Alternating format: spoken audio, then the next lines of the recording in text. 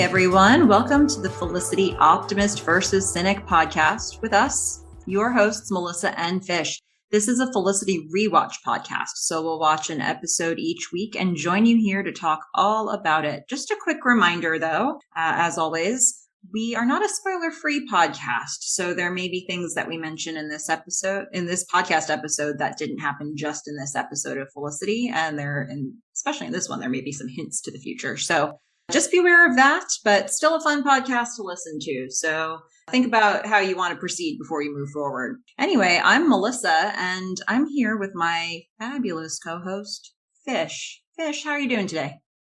I'm okay. I usually love the Halloween episodes of any show.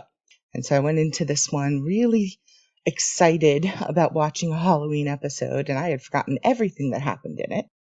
It was kind of a tough one for me. Oh, well, we're going to get into it. So this one was season 1, episode 5, entitled Spooked, as Fish mentioned, the Halloween episode for this year. The original air date was October 27th, 1998.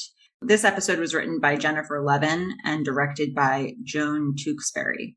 And the description is, after Ben and Felicity are held up, he seems especially spooked and calls on her for late night chats, one of which includes an invitation to a Halloween party. So lots to talk about in this episode. Like every other episode, we'll find a lot of things to say. Fish, where do you want to start with this one? I wanted to start with just the word triggered, because we hear it a lot nowadays. And, sometimes I think it's used correctly, and sometimes I think that it's used in a way that doesn't fit with its actual definition. So I just wanted to start with its mental health definition. It's something that affects your emotional state, often significantly, by causing extreme overwhelm or distress. And it goes on to say that a trigger affects your ability to remain in the present. It may bring up specific thought patterns or influence your behavior. And I felt like a lot of this episode went through different characters that were triggered by different events. The main one, of course, being Ben, who is very triggered by this robbery. And I think that it is fairly obvious that Felicity is not. So they are dealing with this event in very different ways. We don't get to hear really why Ben is triggered by this until later in the episode, but you can see it even early on in his reactions, that he really just wants to be done on the day of. He says, go ahead back to the dorm, and we see him walking away from even the idea of finding the people who did it. He's really pulling back into himself, and he's not reaching out to other people. He doesn't want to deal with it. And Felicity does not understand this. And she's going about it in what I think is a very healthy way. Yes, you can just see from her face after it occurs, she is shocked, but she is continuing in the present. She is liking Ben's attention. She's talking to her friends, and she's pretty much dealing with it. But it's also the first time that something like this has happened to her. So before I get a little more into it, kind of wanted to get your thoughts about it. Yeah, I think that's an important place to start. And I'm glad you started with the mental health component. Obviously, Ben and Felicity experience the same event. But I think a lot of times when we're dealing with things, whether it be trauma or grief or anything, people can deal with the same event in a different way. And part of a relationship between those people is figuring out how to find some sort of a way to cope with each other's coping mechanisms. And In this case, Felicity and Ben, their relationship is growing in some way. It's a growing friendship. Before they walk into Ben's apartment, they're having what feels to me like one of the most normal conversations they've had. They're at a level that's sustainable. And then this event happens and it's this trauma, and Ben is deeply internalizing it. And Felicity can see that.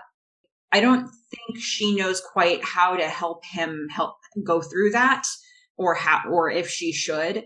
And so you see, in certain scenes that she's kind of inviting him to share more, but also, trying to figure out where she needs to back off. And she doesn't really know where that line is, but she can see Ben's really struggling with something here. And one of the things that I like about what they did with all of the Ben scenes in this episode is, like I think I said for his acting class, I really believe the way they're able to have him articulate what he's feeling and his lack of words around it. He knows that he's hurting.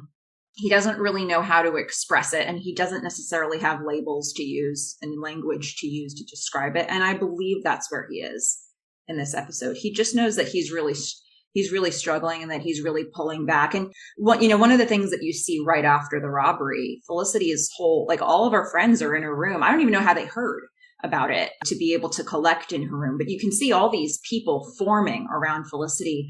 And Ben doesn't really have that. That first scene we get with him, with his roommates, we get introduced to Sean, and Sean almost is blaming Ben. Sean is kind of like, you couldn't do anything to get my idea book back. Ben's like, dude, I've got so many other things on my plate right now. But that's such a difference to me in this level of support that they have around them. Being triggered is certainly a big one for this episode.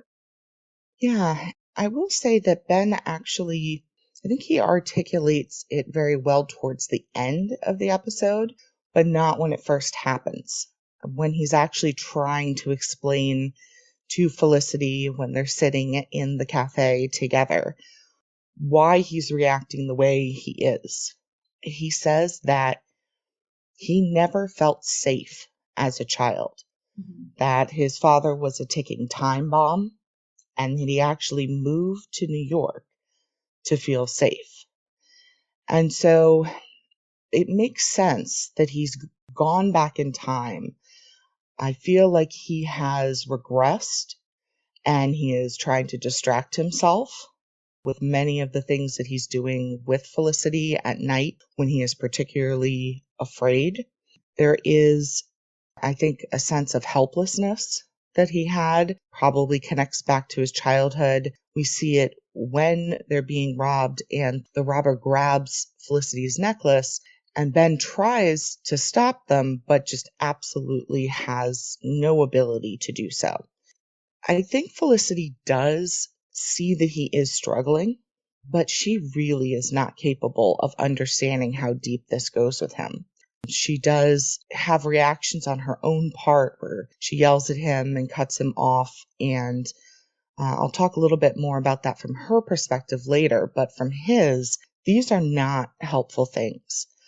You mentioned in another podcast, the acting one, where they were able to show how alone Ben was. And there was this heartbreaking scene where he's on a bench alone, just hunched over, and his body language is cutting himself off so much from everyone else. And I feel like that's the place he went to first. Being alone, trying to feel safe in his own way. And the other thing that I think happens with him, and I think this happens both with men and women, but particularly with men around episodes like this, is that he does have this deep feeling of shame, which is certainly not helped by Sean blaming him or asking him, why couldn't you do something? And there's a wonderful woman named Brene Brown who talks a lot about shame versus guilt. And she says that shame is an intensely painful feeling or experience of believing that we are flawed and therefore unworthy of love and belonging. So it's this thought that something occurs and you internalize it and think that you're a bad person, versus guilt, which is recognizing that it's external and saying, I did a bad thing, so I can apologize for that and move on. It's not that I am a bad person. And I think Ben goes into a shame spiral here and really pulls himself inward. And I think it's pretty impressive that he is able to move that into a place of guilt around his dealing with Felicity and what he actually did that wasn't related to the robbery, but how he was treating her afterward.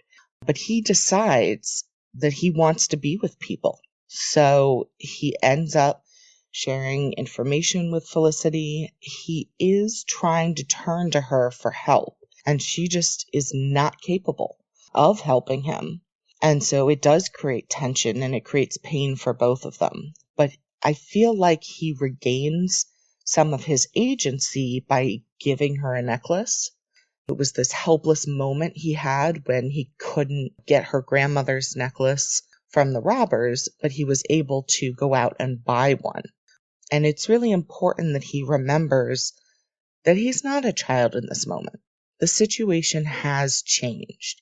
And that is, I think, a big turning point for a lot of people who deal with childhood trauma. And they have to realize that they're not in the same position. Unfortunately, Noel doesn't understand either. And he basically has to beg Noel and Felicity for a chance to explain. But he accepts who he is, and he says this to Felicity, this is just part of who I am. And he's then able to apologize, to regain some agency, and to move on. I do want to talk a little bit about some of his coping mechanisms, but also want to give you a chance to jump in. Yeah, I really like the story that they're telling and how they told it, at least with Ben and Felicity in this episode. I think it is complicated because they're both doing the best they can. And they both have really limited tools to do the best possible, but it's the best they can do. And they're trying to figure it out, right? I mean, I think Ben's just coping the way he can cope. He's not trying to hurt anybody, but he's going really internal, but he's also trying to reach out to Felicity, but he also doesn't know where that's coming from exactly. And he's sort of making it sound to her like, oh, I'm here for you, but it's really about him. He's trying to reach out while feeling really internal. And there's a struggle there that you're going to have if that's where you're at. Felicity, she's dealt with this same trauma, but it didn't affect her in quite the same way. I think that rather than her going internal, she's more looking at Ben and sort of trying to figure out what's happening with him. And she's getting these glimpses of hope that he's making a connection with her. And in some ways, it's bringing her back to some of the wishes she had before. You look at that beautifully shot scene where it's just the two of them in silhouette up against the window talking all night. And you know how much that meant to her. That was her wish for the party way back when coming true. They're talking all night. This was something she had hoped for, but this isn't the circumstance that she wanted to get there.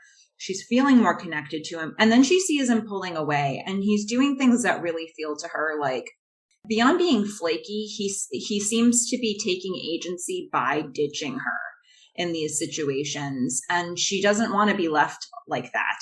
And so it's interesting to me because, how she handled it, I guess, is something I'm going to throw this out. I'd like to hear from listeners what you think about how Felicity was handling it. I do think that she was doing the best she could.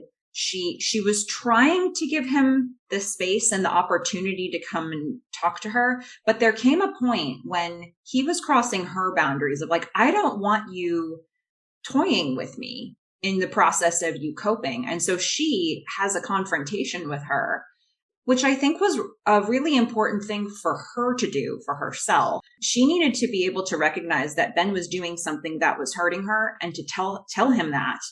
And to his credit, Ben sits with that and he really ponders it and he realizes, I don't want to be this guy to her. I want to find another way to manage what I'm feeling about this. and he takes steps forward to meet her more than halfway, really. He makes his apologies the best he can, knowing that he still has a lot to cope with on his own, but that he's trying to repair where he's at with her. So I think there was a lot of interesting stuff for me in how both of them chose to handle this in this episode. I see them trying to make good decisions, and it's just so hard. They just don't have what they need to own those decisions yet, but they're doing what they can do. Yeah, I do think that Ben, given that this all happens in one episode, he does have some of those coping mechanisms in place, and he's fairly quickly able to get to a place where he is back and integrating himself into his life and into his relationships. Things like that can take years and years and years. But I think this whole thing is complicated by the fact that we have to remember Felicity has her own trauma. And I think she is triggered as well. She's triggered by Ben's actions. So he's beginning to have these conversations, and then he pulls away. And she gets really angry and she confronts him. And I agree. She does something that is very healthy, which is she sets boundaries. What she's doing from her perspective to deal with her own emotional health. And it's actually a very healthy way to go about it. Unfortunately, first she gets drunk and she starts, feeling lost, and she does regress a bit herself by confiding in Noel, which is a very safe place. And then, there's so much confusion in this episode because Noel starts talking to her about how she's going to be okay, and he thinks it's about the mugging. But the way that I was seeing it is she's being triggered by Ben's actions, and it's not about the mugging. And he's still able to be helpful because I think she just sort of ignores the first part of what he says and takes the part where he says she's beautiful and strong and everything's going to be okay. And so is helpful. And she also has her epiphany of Ben is just a guy and she has to let it go. And this is something, Melissa, that you've been talking about for a few episodes, sort of the de-fantasizing of Ben and the recognition that he is a person.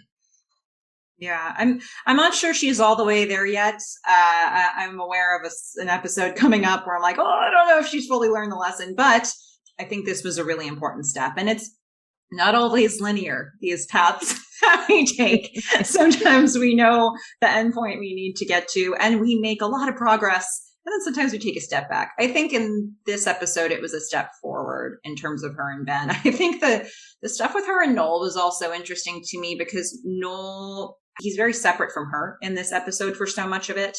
And we have to remember that we're coming off of this kiss that she had with Noel and him revealing to her that he has a girlfriend. And so they're probably in a murky place of their own where she's accepted the apology that he had given her. But where do they go from there exactly? And I think we start this episode and that's the place that they're still in because we don't have a reason to think that they've developed from that point. So you see a lot of Noel realizing even around the robbery, like Felicity wants a little space from him and he's trying to give her that. She goes off for a walk at night, maybe by herself, maybe not by herself. And he asks if she'll be okay. And then he lets her do it and he doesn't fight too hard on it, So I think he's kind of giving her a little bit of that space, but then they do have this conversation while she's wildly drunk and oh my goodness, what a mess that was. But, I think most of what we see with Noel in this episode is with Elena because he's giving himself a little space from Felicity where he can do it. And so one of the interesting things about the way this episode is written is that it deals with some very heavy stuff, but it also has some of the comedic through line that we are accustomed to seeing in Felicity episodes. And they get there by allowing other characters to do that. So I think the Noel and Elena dynamic starts to grow, and there's a lot of funny moments there. We meet Javier, who's going to be a lighthearted element through most of this show. And so they needed to have a couple of those things to anchor us to, so that the episode overall could be balanced between being heavy and being lighter. And I like where they landed with it overall. They didn't try to make those moments happen between Ben and Felicity, I think, which was important, because that wouldn't have rung true to me. But the fact that they gave us these other character storylines helped. Yeah. And glad you also brought up Elena, because one of the things that I thought was very interesting was when she said something like, when a gun is pointed at a woman, it's a totally different thing. And she seems like she understands, and maybe Ben should have been talking to her instead of Felicity. But I do think that there is a difference between what we see for the male characters and their trauma and what we see from the female characters when they're triggered. Elena says that this has happened to her before, and she was pissed. So that was her reaction. She went straight to anger. And it's kind of interesting because when you're younger, you don't have the ability to hold both anger and fear at the same time. It's something that is developed as you get older. And so when you're a kid, often instead of being scared, you end up being angry. And it continues to happen as you get older. And a lot of the time, I think we talked about women going to depression first, men going to anger. But, Elena, she goes straight to anger. And it reminded me of a story that my mom has told me several times. But when she was younger, she got mugged. And this guy, he tried to grab her purse, and he only managed to break the strap. And then he ran away because she was holding it like a football. And she got pissed and just ran after him down an alley, which you would think is probably not the smartest thing to do. So she's chasing this guy down an alley, like holding onto her purse, and he's running away from her and jumps in this car with 3 other guys, at which point my mom stops and begins to think, maybe we let him go. Mm-hmm. But that sort of immediate reaction to anger is something that I think is very interesting. And I think it might be easier for a guy to get over something like this in terms of feeling afraid, maybe not the shame part, but feeling afraid, because even though we hear that size doesn't matter, it does. He's a big guy. He can protect himself in most ways. I mean, not when a gun's being pointed at him. But I think we see in some of the female characters that, Elena may go to anger, but she's also very tall. It makes me wonder, and I hope in the future episodes this doesn't happen, but I do wonder if Ben will end up having a temper. But I think this is really well illustrated actually by Julie, because she's triggered by having a kiss with Zach. Mm-hmm. And you see her do the exact same thing. And she is a very small woman. She pulls away. She uses the friend excuse, but she does go back to him. And it may be because he's not the most threatening character right now. He's awkward and nervous. He gives her his coat. He wears his grandfather's hat as his costume. Mm-hmm. He specifically says he's not experienced. He seems very insecure a lot of the time. Yeah. So I think we see that between the two of them. They have a really interesting dynamic, a dynamic that makes me think there's so much more in their backstories that we don't know about that's leading to these moments. Zach looks in every way incredibly unconfident in his process with Julie. They couldn't paint the picture of a man who looks more unconfident in any other way, as far as I'm concerned. Their first basically date, they go out to see The Exorcist, and she has to lead him through asking her out step by step. He thinks he's asking her out, and he just misses the part where he actually asks her out, and she's just sitting there like pulling him in to try to make this thing happen. But she also has her boundaries in some very specific place due to her own life experiences and due to her trying to figure out what this dynamic is.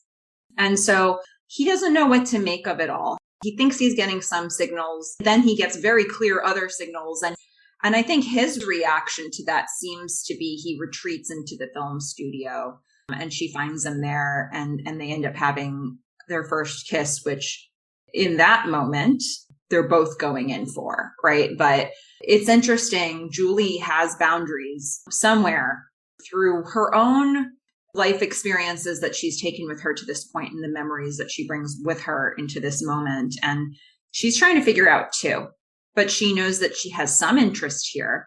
So this is an interesting one to watch. Yeah, I mean, we're introduced to him as the pink guy. Mm-hmm. So everything about him seems so nice and gentle and awkward, even though he kind of snaps at her sometimes. And I do think that comes from some deep place of insecurity. Mm-hmm. But I also wanted to talk just a little bit about, so that Exorcist venue, I just loved. I mean, mm-hmm. It just screamed college to me. Mm-hmm. It's like under some stairs and everyone's walking out of some random theater that isn't marked as a theater. And we're all discussing the movie together. So I love that. That's part of, the whole Halloween theme that I loved. And I think some of the levity that comes throughout this episode. I also absolutely love Julie's costume as Catwoman. Mm-hmm. That was just a brilliant choice because it also emphasizes how small she is when Zach is going in for the kiss, which she doesn't seem to pose to at first, but then she freaks out. Mm-hmm. And she has to go and explain something to him. I also absolutely love this party where they're just having fun with the Pink Power Ranger. Yes. I was just going to say that. For those who don't know, talk about it. Amy Jo Johnson was the Pink Power Ranger. So there's proxy here happening.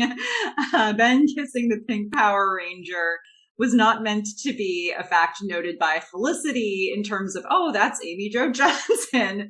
But it's something that we as an audience can appreciate what that might have meant. Somebody made that choice, and it's significant. It is. And also, Sean tries to get to her first.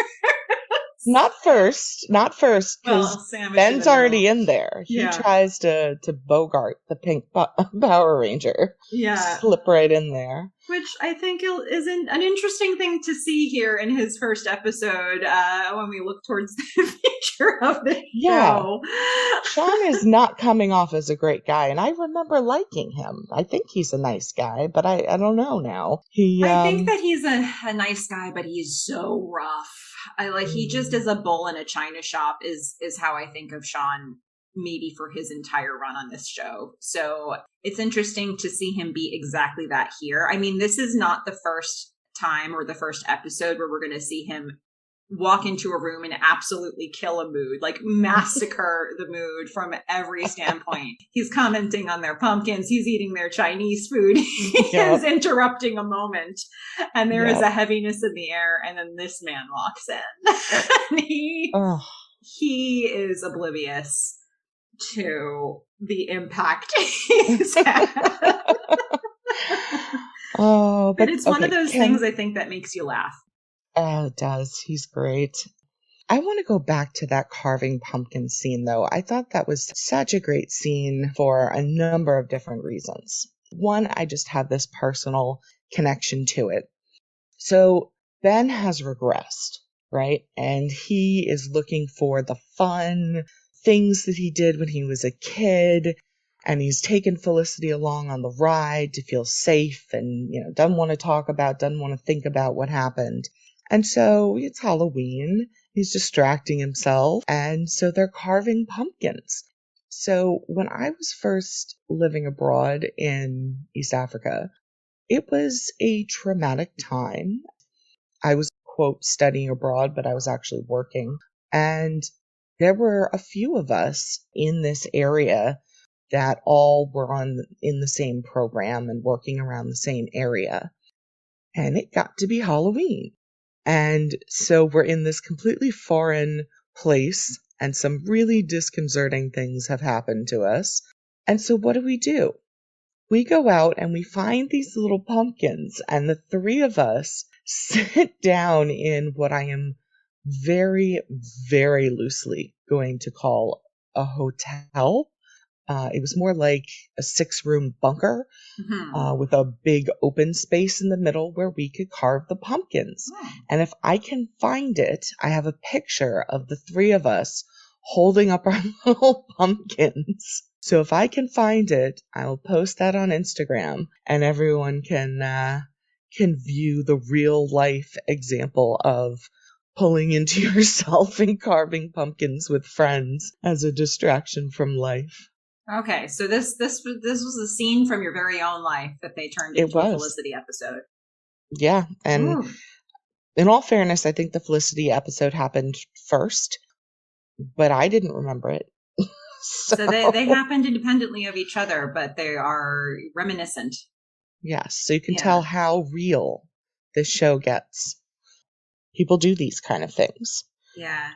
But there's this moment when they are carving the pumpkins together, when Ben stares at Felicity, and he has a look on his face that looks an awful lot like the way Noel looks at Felicity. You think so already? I do. Okay. There's one moment, and he's looking at her, and you just see this kind of look on his face. That's the first time that I have seen him really look at her in a way that could lead to something romantic. There's so much in his eyes in this episode, right? And for Felicity, I do think that she's been shaken into her most natural state with Ben in some ways. And all the events that have led to this moment, I think that she's having, her conversations with him are the most uninterrupted by her crush that we've seen along, to this point. And there are certain really heavy things that come across from them that I think, you can't stay at that, oh, this is just a fun night with a guy that I've liked for a long time level. This is like really trying to figure out, like, how deep do we need to go here? He says to her in that scene, I haven't felt that way in a long time. And you see her trying to figure out, what does this mean? What do you mean by this? And then trying to figure out, do I press you on this? And then she's like, oh, I'll try a new tactic. I'll tell you how I felt in the moment and give you space to say how you see her grappling with all of that in this scene. And for you to see that in his eyes is interesting to me, because I don't know if I saw it or not, but I think he's looking at her in a new way. He needs her in a different way right now than he ever has. And so all of that to me must be in his expression. But it's interesting that you're picking up on that first note of like, ooh, this might be a romantic look.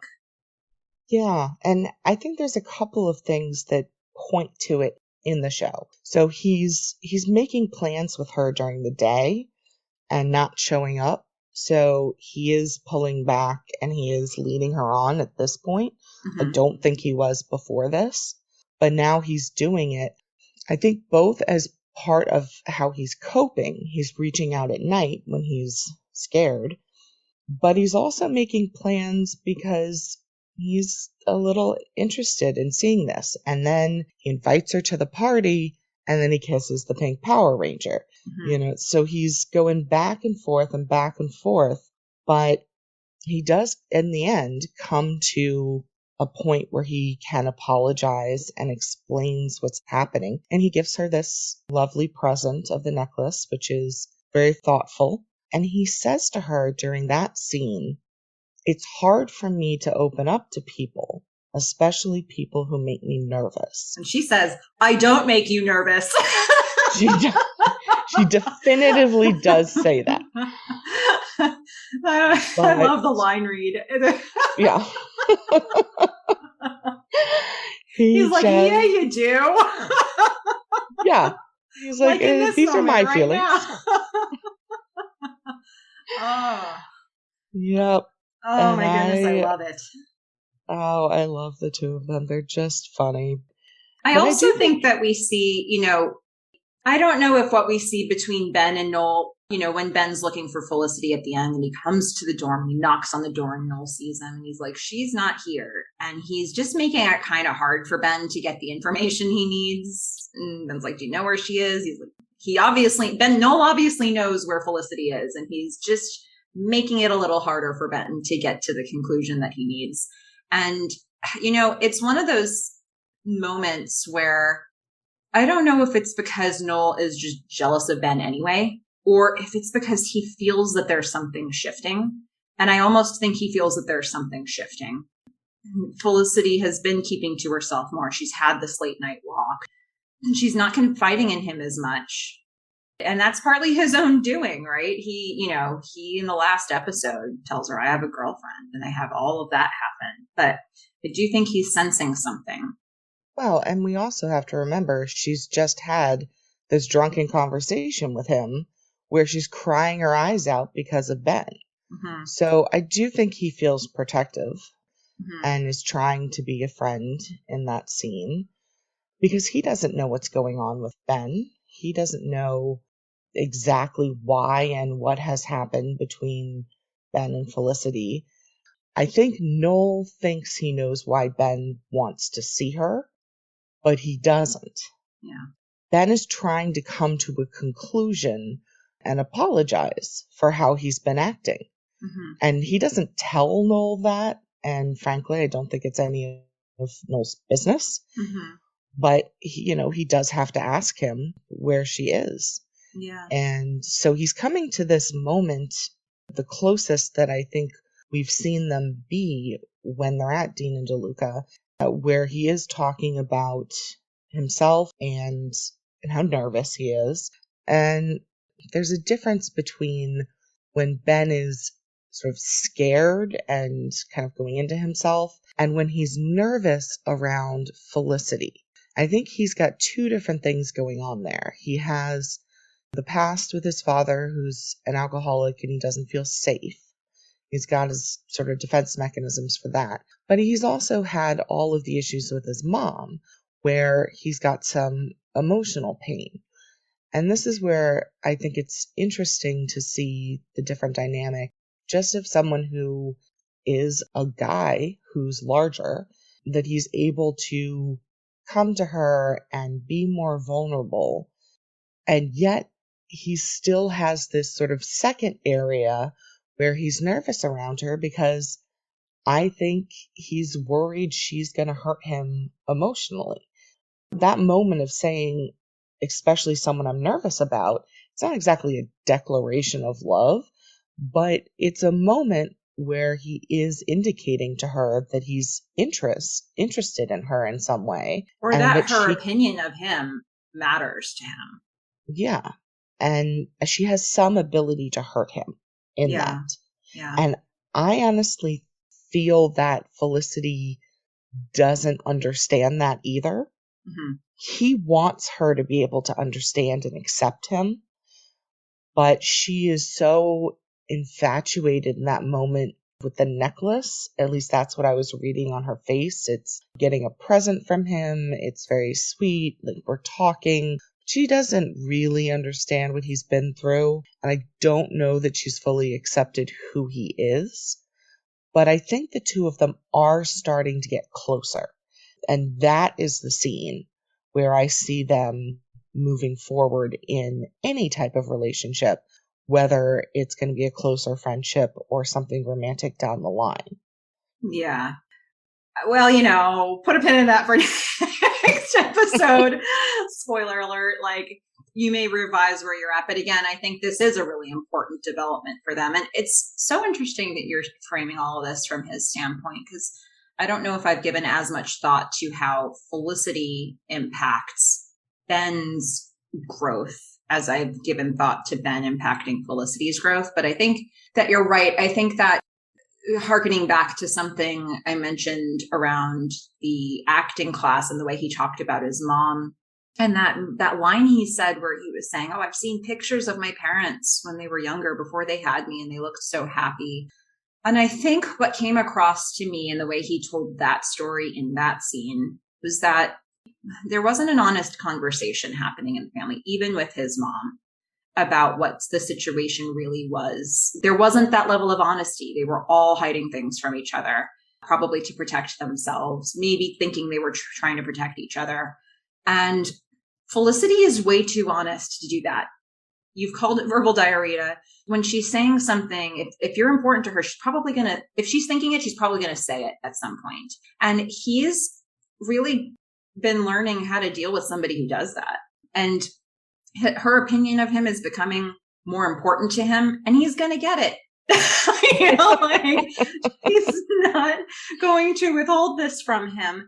And I like that he draws a line with her, that he sets a boundary with her in that confrontational conversation that they have, where, she says, I don't judge everybody, I judge you. And he says, I cannot live up to that. Not everything has to have big meaning. He can't live up to this. Stop it. Stop with the putting me on a pedestal. I'm a real human.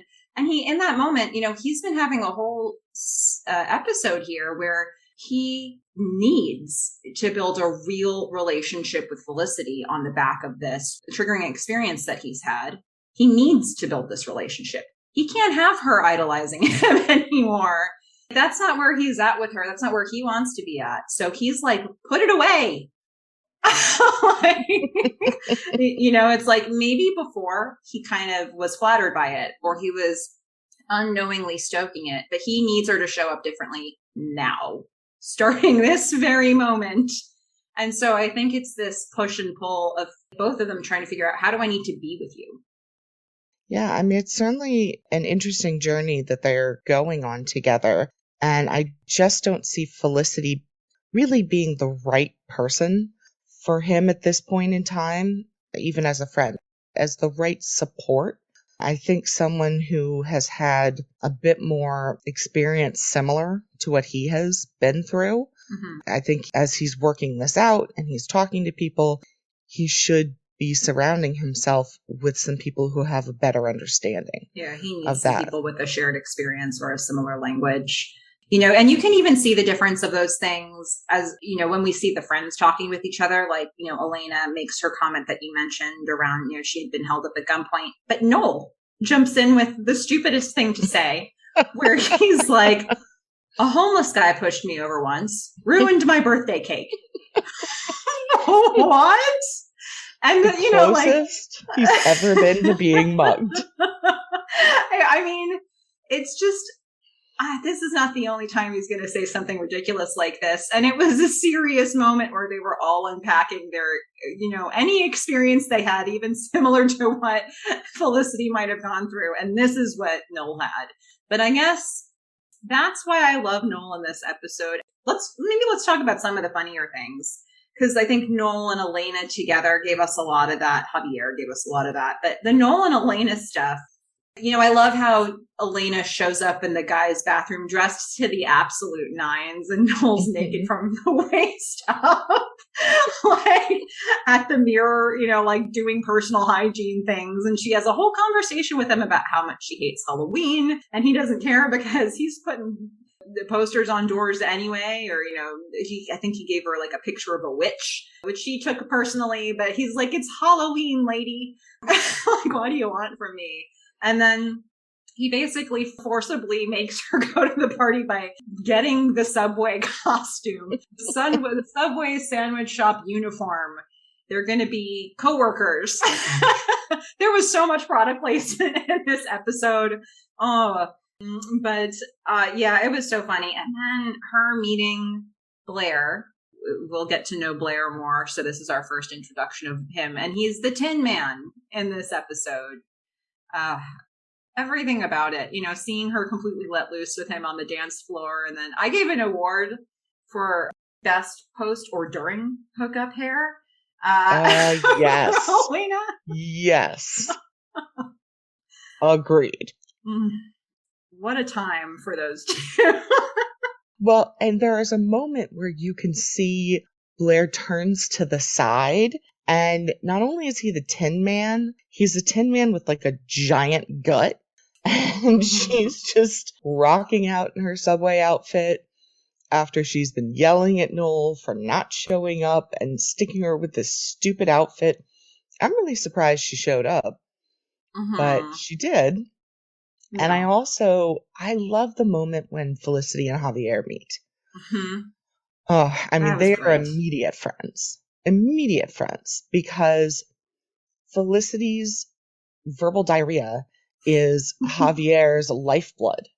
You immediately know he loves gossip. He wants to hear exactly what was going on with her. It has to do with a guy. Fantastic. And then he does immediately drop into some cliches. He loves gossip. He's real bitchy. And so it is no surprise when he is talking to his mom about a guy. So we learn he's gay, and I won't say it completely goes under the radar, but he doesn't have to come out. He doesn't have to, say anything to her. I mean, he's just hiring her. I would say, why would he? But it seems like he's really into the gossip, so maybe he would. I think Felicity's just made a friend for life there, and I'm going to be interested to see how that relationship continues. Did you just say Felicity's verbal diarrhea is Javier's lifeblood? Yep. Yes, I did. For those who missed that the first time, I've been waiting like a minute to just make sure we all heard it fully. Okay. It's so upsetting, that imagery. But okay. Yeah, I mean, I think other than that disturbing metaphor, I think that Javier is absolutely meant to be a character that we love, that we laugh with, that we maybe sometimes laugh at. And he is a force of levity on this show, which is important because it will deal with, even this episode is a heavier episode. Many heavy things happen in this episode. And then we've got Javier on the phone with his mom, like, his name is not that guy. It's Samuel. And he says something about it being a biblical name. And even when Felicity is like, oh, I had a big night. And you just see his curiosity is fully piqued. He's not interested in looking at a resume and having a professional interview. He immediately is like, what happened? Yeah. Like, he wants to have that conversation right now. And if she walks out and hasn't given him this information, that might be the thing that prevents her from getting hired, because he just sees a friend instantly. And I don't know how they did this with this character, but he's judgmental in a lovable way. That's a hard line to walk. And he just immediately comes to his conclusions and then expresses it in a way that you love him for it. I think he's another one of those characters in this show that says what he thinks without beating around the bush. There are few people who are going to help us with that element, because there are others who are going to talk more searchingly and who are trying to figure themselves out. And then you've got the Elenas and the Megans and the Javiers who are like, this is what it is. It's very helpful to keep the show moving forward. You need those people to help the rest of the people figure out what's going on in their life. So glad we met Javier. Yeah, I wonder where Elena and Megan are from, because I do tend to think of this blunt honesty as a New York characteristic. I can see that from Javier. We will meet Elena's dad later on. I can't remember specifically where they're from, but I think they're a train ride away from her school. Megan, we will meet her parents, and I can't specifically remember where they are, but they are not the parents you think you're going to meet when you meet her parents.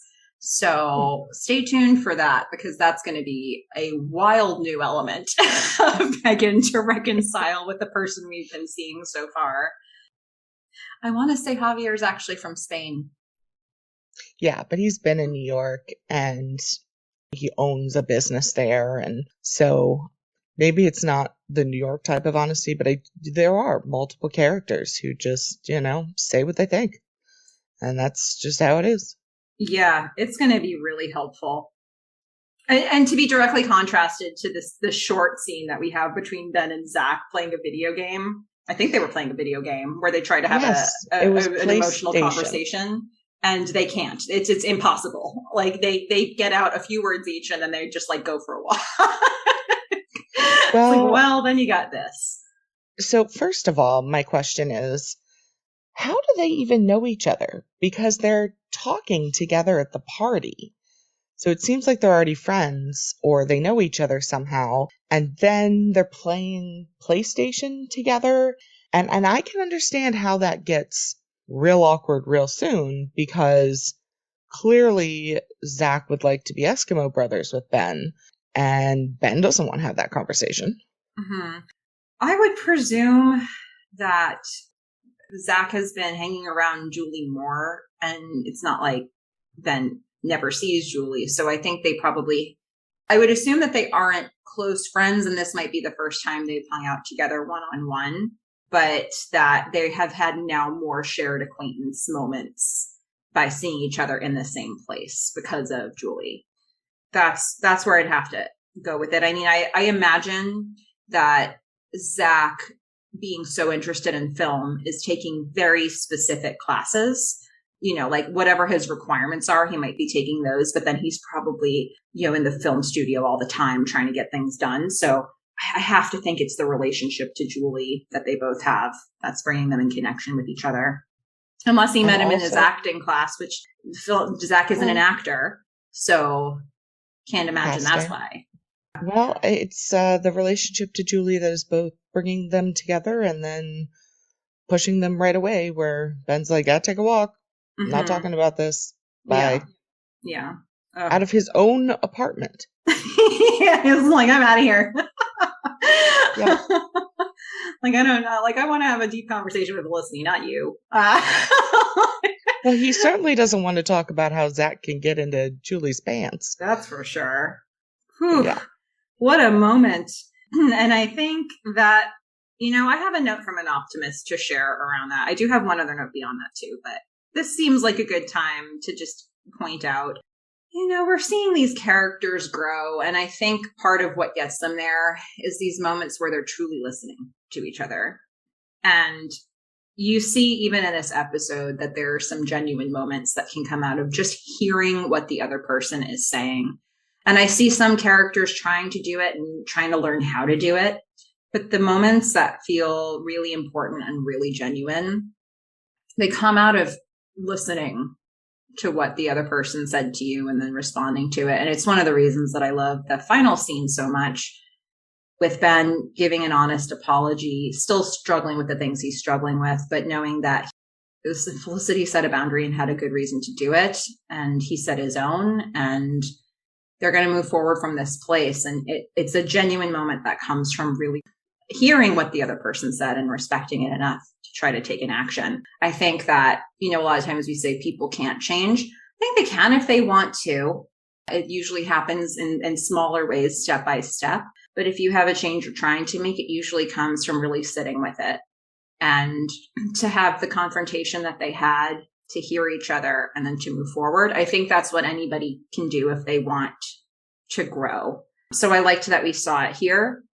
I believe that anybody can do it. And it's nice to see it modeled in this way. That's very nice. And I absolutely agree with you. I think people do change, and sometimes they change because of what happens to them. And sometimes they do it because of their own agency. And I think we see people change from their own agency a lot less than we see them change because of something that has happened to them, because you don't really have as much control over that. So I like that Ben is, as you said, modeling good behavior, good mental health, and Felicity is in her own way.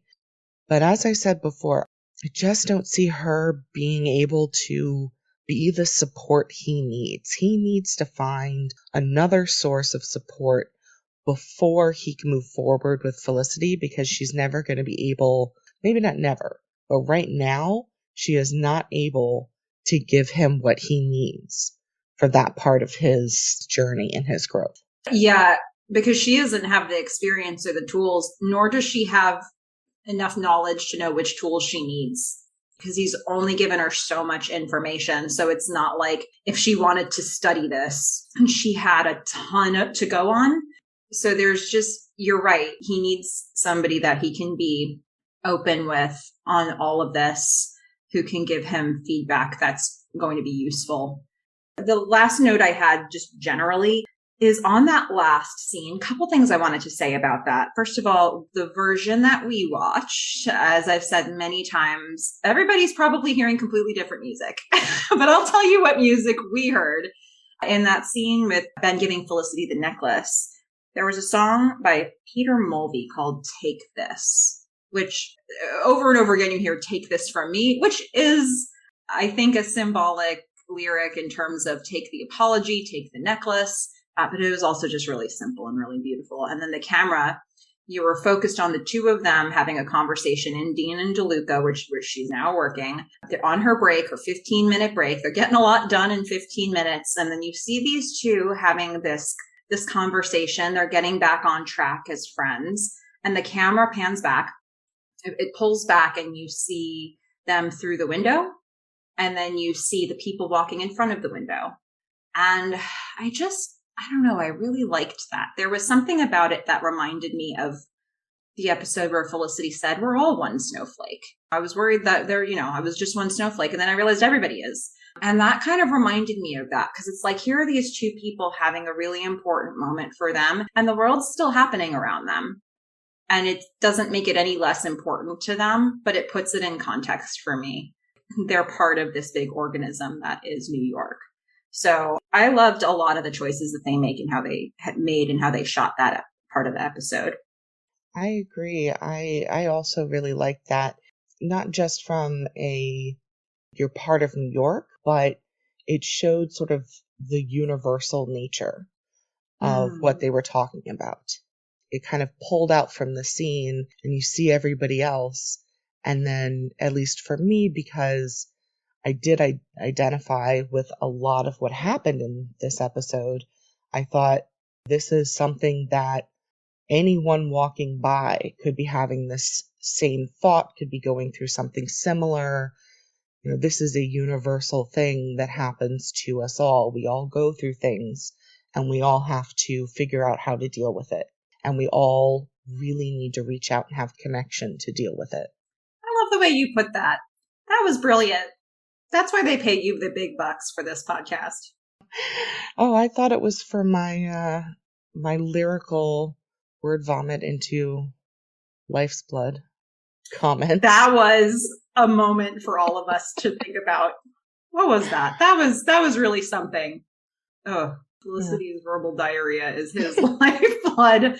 I'm going to be thinking about that one all night, probably tomorrow too. I apologize. And then whenever we edit this. Actually, I really don't know whether to apologize or to say you're welcome. Apologize. Say both.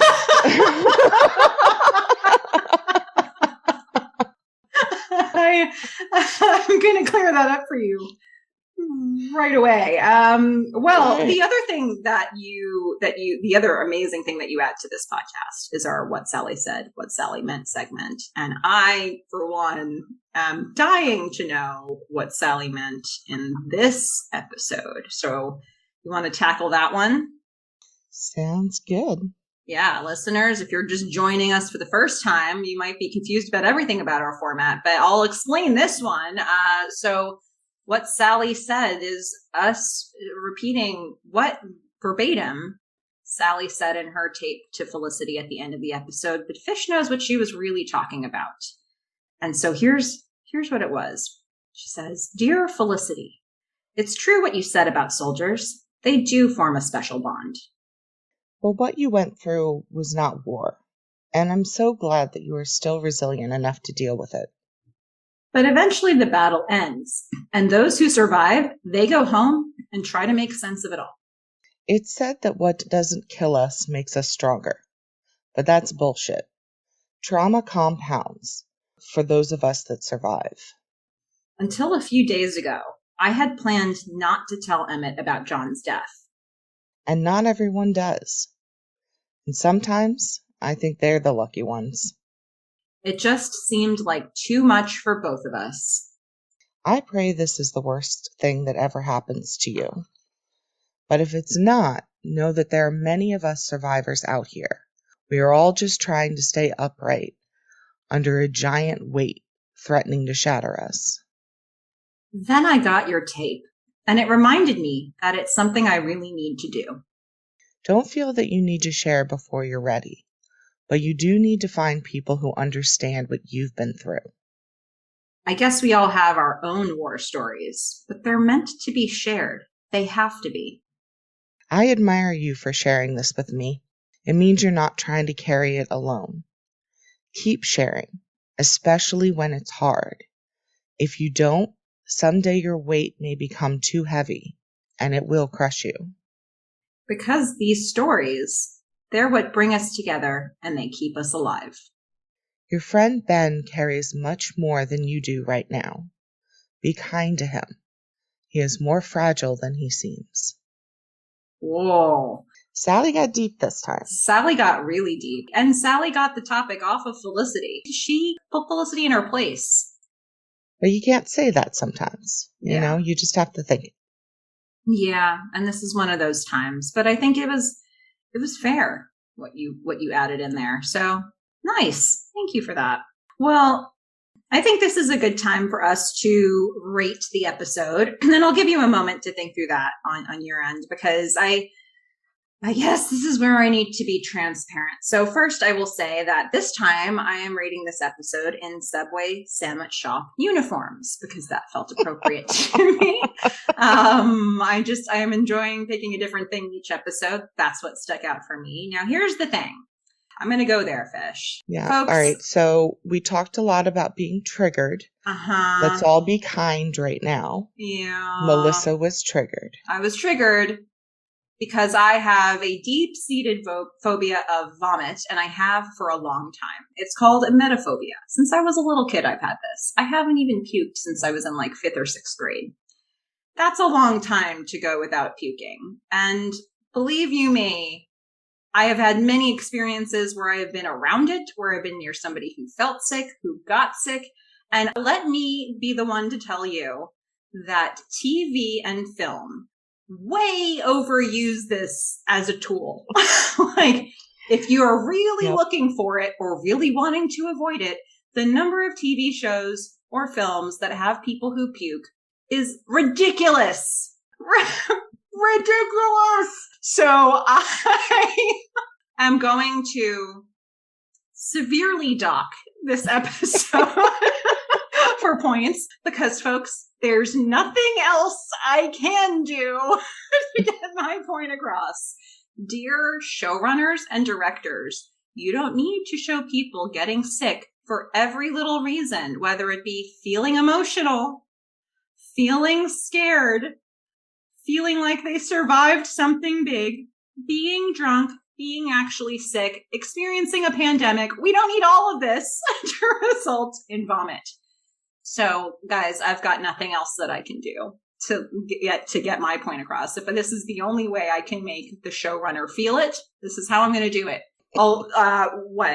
This was in 98, so we're talking well over 20 years after this came out. They're not listening to our podcast, but nonetheless, if this ever gets back to them, I want them to know that 2.5 points of my ranking came off of this because of the vomit.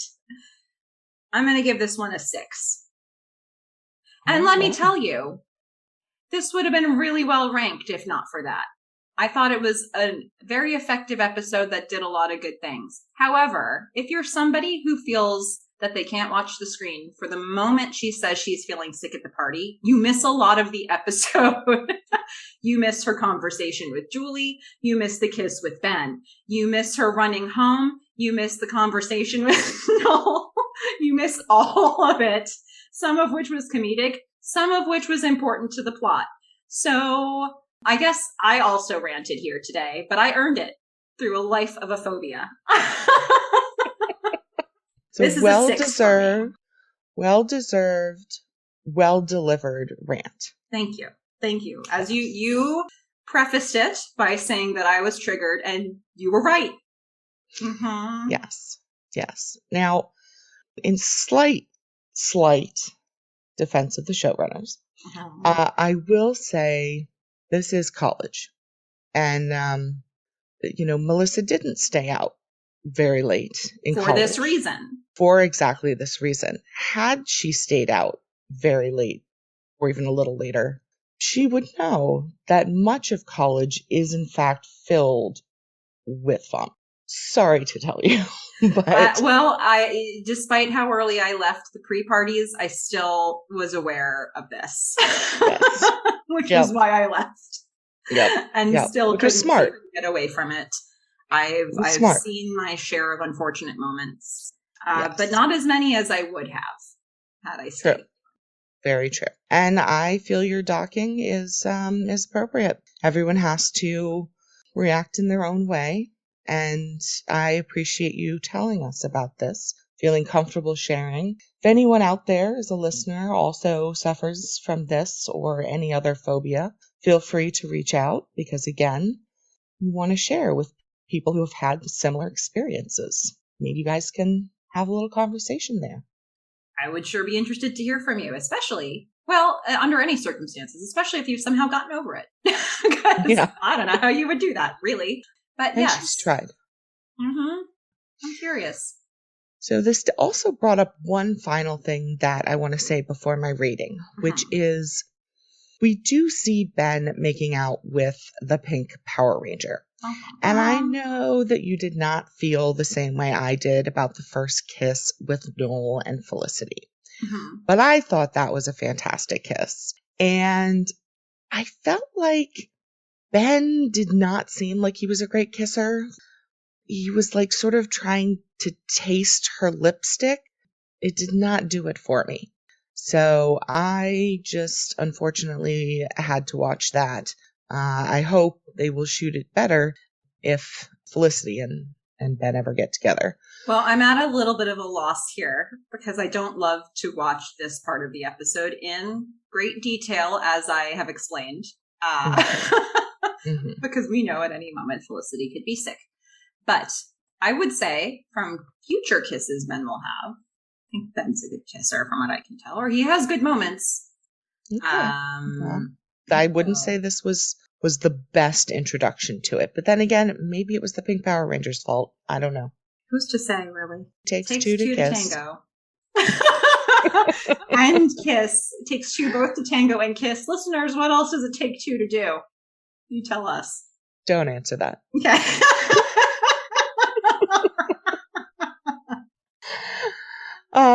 All right. So my ratings, as always, are going to be in glubs.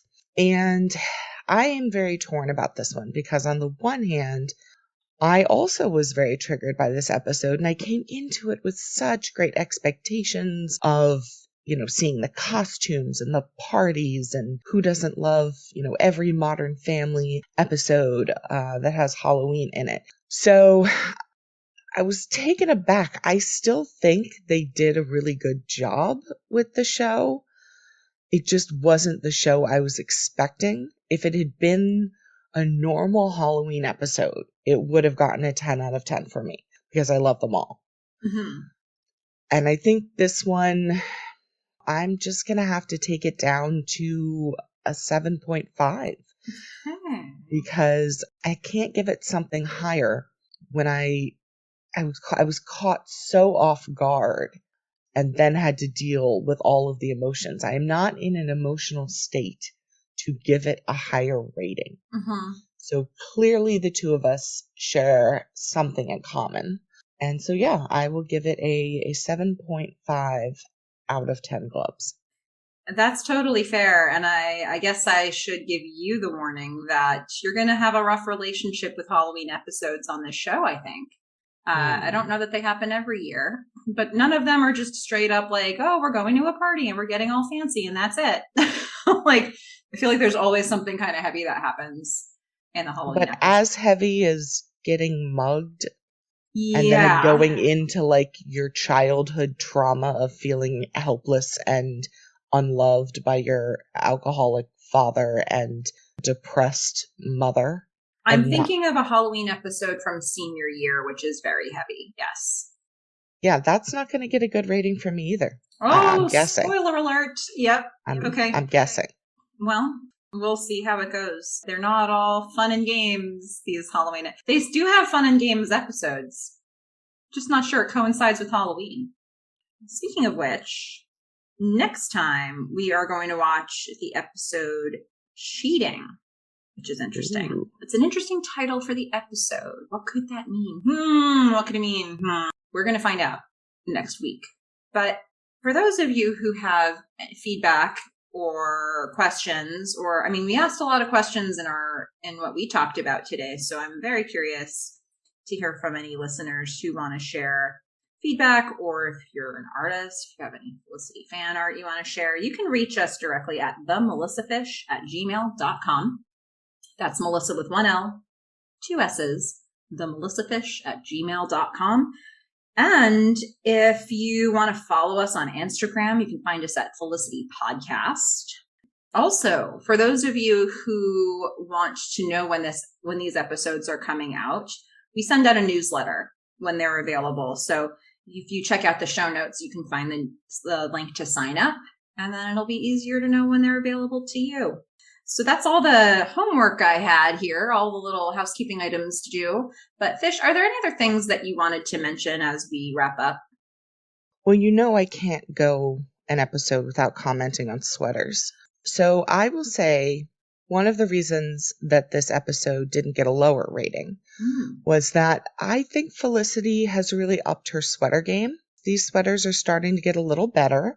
Unfortunately, at the same time, she has started wearing khaki pants, which are not okay at all, ever.